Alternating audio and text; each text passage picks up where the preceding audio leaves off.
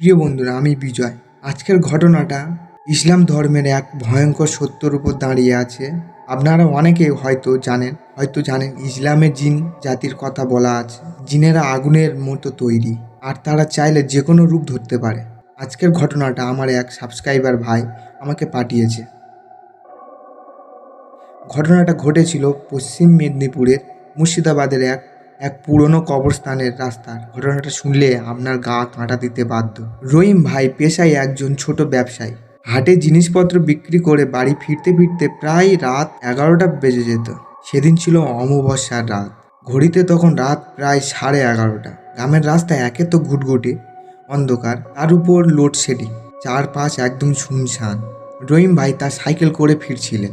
Shortcut নেওয়ার জন্য তিনি ঠিক করলেন, আজ বড় রাস্তা দিয়ে না গিয়ে পুরনো কবরস্থানের পাশ দিয়ে যাব। মাটির রাস্তা গেছে, সেটা দিয়ে যাব। গ্রামের বয়স্করা বলেছিল, বাবা ওই কবরস্থানের রাস্তা দিয়ে গভীর রাতে যাস না, ওখানে ভয়ঙ্কর কিছু আছে। কিন্তু রহিম ভাই ভাবলেন, দূর, ওসব কুসংস্কার, তাড়াতাড়ি বাড়ি ফিরতে হবে, কাল আবার সকালে উঠতে হবে। এইসব ভেবে তিনি সাইকেলে পেট্রোলে জোর দিলেন। কবরস্থানের কাছাকাছি যেতে হঠাৎ একটি অদ্ভুত গন্ধ তার নাকে ভেসে এলো। গন্ধটা খুব সুন্দর, আবার খুব ভয়েরও। অনেকটা কোড়া আতরের গন্ধের সাথে পচা মাংসের গন্ধ মেশালে যেমন হয়, ঠিক তেমন। রহিম ভাই ভাবলেন, হয়তো কেউ নতুন কবর দিয়েছে, তাই আতর গোলাপ জল দিয়েছে। তিনি সাইকেল চালিয়ে যেতে থাকলেন। হঠাৎ কবরস্থানের ঠিক গেটটার সামনে আসতেই তিনি দেখলেন, রাস্তার ঘরের একটা বড় বট গাছের নিচে সাদা বোরকা পরা একটা মেয়ে দাঁড়িয়ে আছে। রাত 12টা বাজে। গ্রামের রাস্তা, জনমানুষ, কেউ নেই। এখানে একটা মেয়ে একা দাঁড়িয়ে আছে কেন? রহিম ভাইয়ের বুকের ভেতরটা ছট করে উঠল। তিনি সাইকেলের গতি কমিয়ে দিলেন। তিনি পাশ কাটিয়ে চলে যেতে লাগলেন, কিন্তু মেয়েটি হঠাৎ হাত তুলে তাকে ইশারা করলেন থামার জন্য। মেয়েটির কান্নার শব্দ শোনা যাচ্ছিল, খুব আস্তে আস্তে। রহিম ভাই মানুষ হিসেবে খুব ভালো মানুষ ছিল। তিনি ভাবলেন হয়তো মেয়েটি কোনো বিপদে পড়েছে। তিনি সাইকেল থামালেন। সাইকেল থামিয়ে তিনি মেয়েটিকে জিজ্ঞাসা করলেন, কি হয়েছে বোন, এত রাতে এখানে একা দাঁড়িয়ে আছো?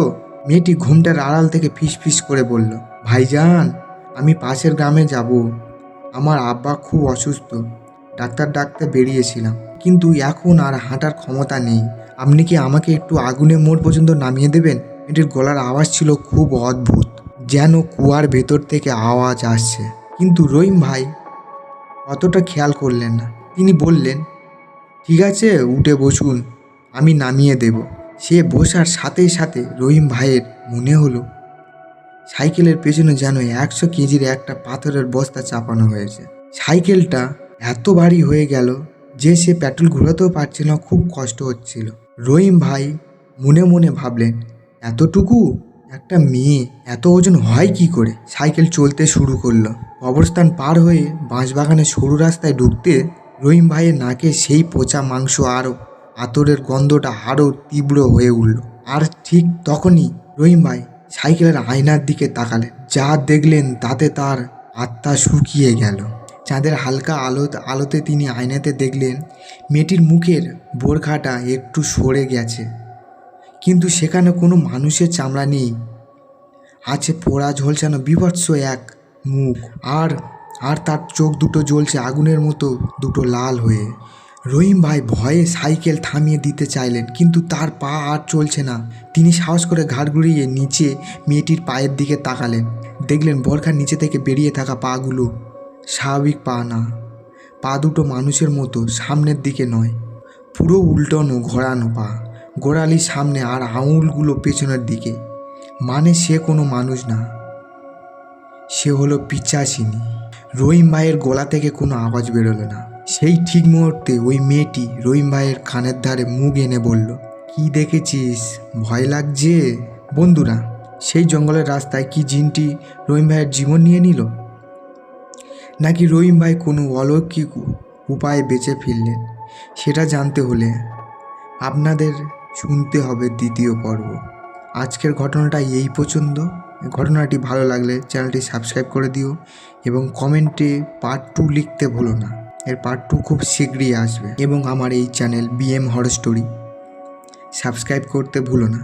বন্ধুরা, তোমাদের জীবনে ঘটে যাওয়া সত্য ঘটনা। বন্ধুরা, তোমাদের জীবনে ঘটে যাওয়া সত্য ঘটনা আমাকে পাঠাবে, তাহলে আমি তোমাদের সত্য ঘটনা আমার এই চ্যানেলে সবার সামনে তুলে ধরবো।